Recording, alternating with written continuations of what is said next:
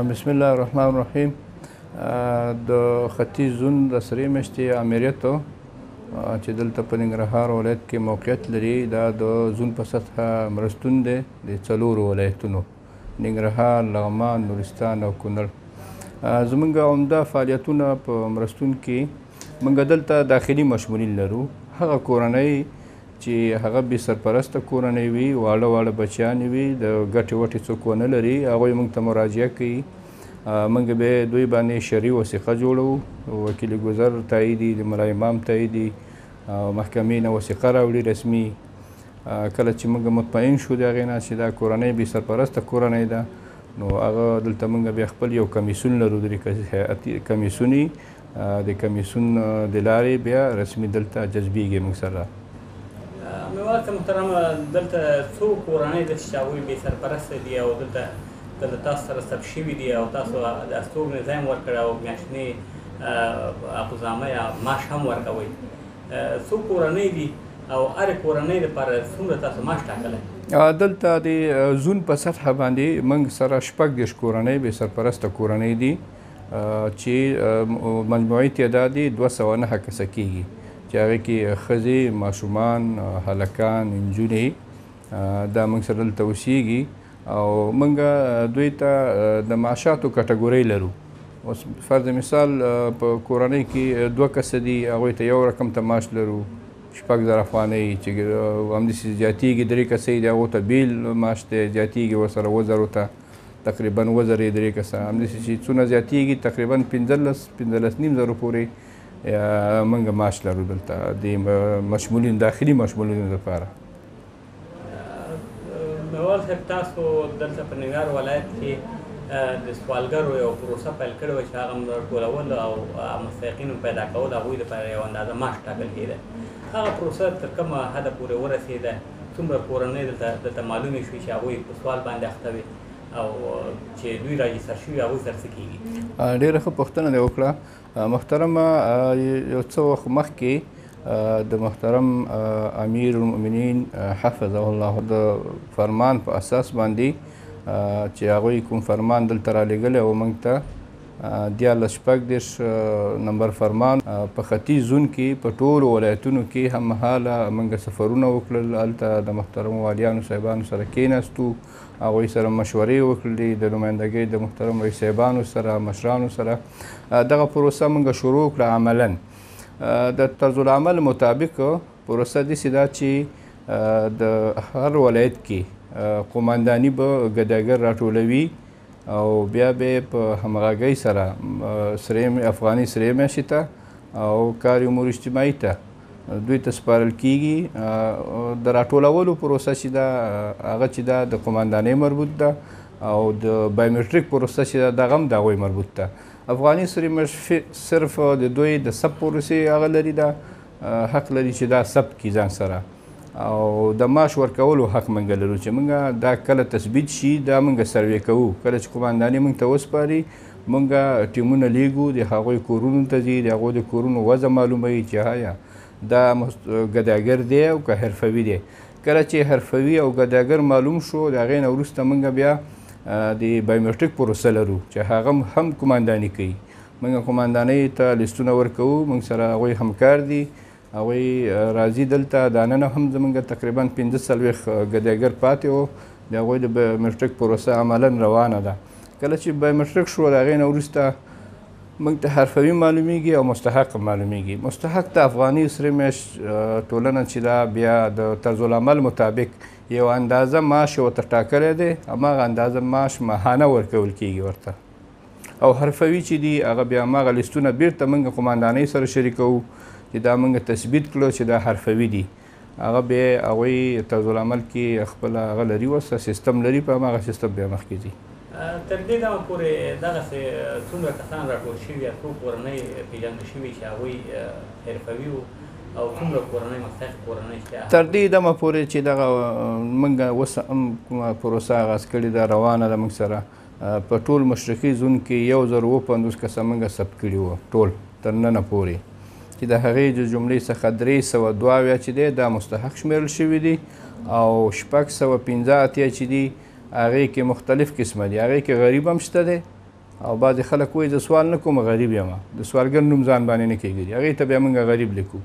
او بعضې چې دي هغه حرفوي دي بیا حرفوي هم په همدې کې شته دی نو دا حرفوي دي هغه بیا موږ خپله مربوطه ارګانونو سره هغه لیستونه شریکوو قمانداني شوه ولایت مقام شو هغوی سره هماغه لیستونه شریکوو چې دغه نه پکې حرفوي شو او دغه نه مستحق شو او مستحق چې دی هغه موږ لیست کوو بیا کابل ته یې لیږو لوړ مقاماتو ته هغوی هلته د معاشاتو منظوري ورکوي چې منظوري ورکړه د اول ځل دپاره موږ فزیکي ډول دوی ته معاش ورکوو نغدې ورکوو هماغه کورنۍ چې مستحق شمیرل شوي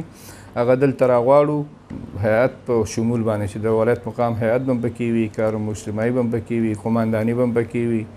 افغاني سره میاشت د زون رهبري مقام به هم پکې وي موږ ټول به دلته یو او فزیکي ډول هر چا ته خپل هغه معاش سپارو بیا په دویمه دفعه کې موږ دوی ته بیا استعلامونه ورکوو قماندانۍ ته سیات عامې ته یا کار امور اجتماعي ته دغسې بعض ریاستونو ته د تقاوت پوښتنه کوو چې دا تقاوت لري که نه لري کوم قانوني جرم ونه لري بعضې داسې دي چې مجرمین هم پکې وي نو هغه موږ د قماندانۍ نه پوښتنه کوو چې دا خو جرم لري نه لري بیا د هغې نه وروسته څه استعلامونه ورکوو عزیزي بانک ته دوی ته عملا موږ اکاونټ جوړوو هر یو حرفوي ګداګر ته د اصلي ګداګر چې دی دوی ته موږ اکاونټ جوړوو نو دویمه دفعه یا درېیمه دفعه ما چې دی هغه به همداسې مسلسل بیا د بانک د لارې نه اخلي میوان صاحب تاسو دغه سره میاشت او مرستون دلته یو بله پروسه پیل کړې وه چې هغه بې سرپرسته کورنۍ تاسو سروې کولې او هغې دپاره څه خدامه ټاکل کېده په ننګرهار کې څومره دغسې کورنۍ تر دې ډول پېژندل شوي او دوی ته څه ورکول کېږي او دا موږ یوه د رهبرۍ مقام د لوري څخه د هغوی د لزومدید په اساس باندې هغه کورنۍ چې هغه بې سرپرسته کورنۍ واړه واړه بچي وي د ګټې وټې څوک ونه لري او کونډه وي او هغه معلومه شي چې دا کونډه ده موږ دلته تخنیکي او فني ټیمونه لرو خپل ټیمونه لرو هغه موږ ته چې کوم سهم راکړی شوی د ټول مشرقي په سطحه باندې تقریبا د 3000 کسانو سهم موږ ته راکړی شوی چې د هغې نه 1000 کسه ننګرهار ولایت ته هغه شوي دي او 200 چې دی لغمان ته دي 200 کونړ ته دي او 600 په نورستان کې دي عملا زموږ سروې روانه ده انشاءالله په همدې نن او سبا کې زموږ سروې خلاصیږي او زموږ ټیمونو کار کړی دی ولسوالیو ته سفرونه کړي دي موږ هغه ولسوالۍ په لومړۍ کټګورۍ کې ونیولې چې هغه لرې ولسوالۍ لکه مثال د خبرې د سلیمان خیلو تنګی شو په چیراګام کې د سلیمان خیلو هغه اخري حد ته موږ ځان رسولی دی حتی کومه نقطه چې د صفري نقطه د هغې خوا د پاکستان علاقه د دې خوا د افغانستان دغه ساحې ته موږ خپل ټیمونه لیږلي دي حتی موږ د بالا یا هسکې مینې ته هم هغه اخرنۍ نقطې ته موږ ځوانان رسېدلي دي او هلته یې سروې کړي همداسې د وزیرو تنګی شو مرکې خیلو تنګی شو دا هغه ځایونه د تا ته یادوم چې هغه ځایونه دي چې هلته تر اوسه پورې څوک نه ولاړ زه خپله لاړم نظارت په خاطر باندې هغوی ویلي چې د اول ځل دی چې افغاني سره میاشت دلته راغله او زمونږ د کونډې او د یتیم او د شهید پوښتنه وکړله چې تر اوسه پورې داسې کورنۍ وي چې تر اوسه پورې نه یې مرسته اخیستې وه او نه یې بیخي چا پوښتنه کړې وه نو موږ هغې ساحو ته ځان ور ورسولو موږ دې ته نه دي کتلي چې دا شپه ده دا ورځ ده حتی تر د شپې تر 12 بجو پورې هم موږ کار کړی په دې ساحو کې ځکه زموږ ملګري چې لاړي خو هلته به شپه کوي خامخا به شپه کوي نو چې شپه کوي نو هغوی کور په کور ځان رسولی دی داسې هم نه دي کړي چې حجره کې ناست یا جومات کې ناست یا ملک سره ناست دي نه هغسې کار به انشاءالله نه وي شوی کور کور ته رسېدلی دي او هغه پروسه چې ده انشاءالله د موږ د سب پروسه تکمیل ده او په نږدې ورځو کې به انشاءالله د توزیع کومه توزیع چې دې کورنیو ته کېږي عملا هغه پروسه به هم شروع شي میوار صاحب دلته دې هېواد کې خو ستونزې ډېرې تېرې شوي دي خلک ډېر کړاوونه ولیدل تر ټولو لویه بدبختي دا ده چې یو شمېر کورنۍ سرپرستان دا سرپرست چې وو یا د هغوی مشران چې وو په یو نوم بل نوم یا پوډیان شوي دي او یا هم مړ او ژوندی ورک ده تصدیق شوي نه وي دا مړه دي که ژوندي دي دوی بې سرپرست دي دوی سره څه کوئ تاسو واقعا هغه کورنۍ چې د کور نه سړی ورک شو خو هغه ورک شو نو هغه خو بې سرپرسته پاتې شوله که د هغې میړه پوډري خو هغه به مړ شوی یا به چېرته محتاج یو ځای کې به ناست یا بیخي مړ ژوندی به ورک وي اوس نن سبا زیاتره د خارج ملکونو ته چې سړی ځي بهرونو کې غرق شي یا نور تیارو کې یا نور په ځنګلونو کې دا هم بې سرپرسته کورنۍ دي افغاني اسلامي چې دا بې تفاوت ده دا ورته مهمه نه ده چې دا کورنۍ چې دا په جنګ کې مړه شوې ده یا دا غرقه شوې ده، دا معتاده شوې ده، چې هر رقم تی موږ بېطرفه یو او موږ بېطرفیت واقع کړی دی، ثابت کړی دی په هر وخت کې. انشاءالله موږ هغوی ته هم رسیدګي کوو، هېڅ مشکل نشته دی. عامر صاحب محترم، دلته د مرستون یو وخت یو تر ټولو یو ستر خدمات وړاندې کول چې په ښار کې هغه خلک چې موږ تاسو په عامه ژبه ورته لیونیان وایو،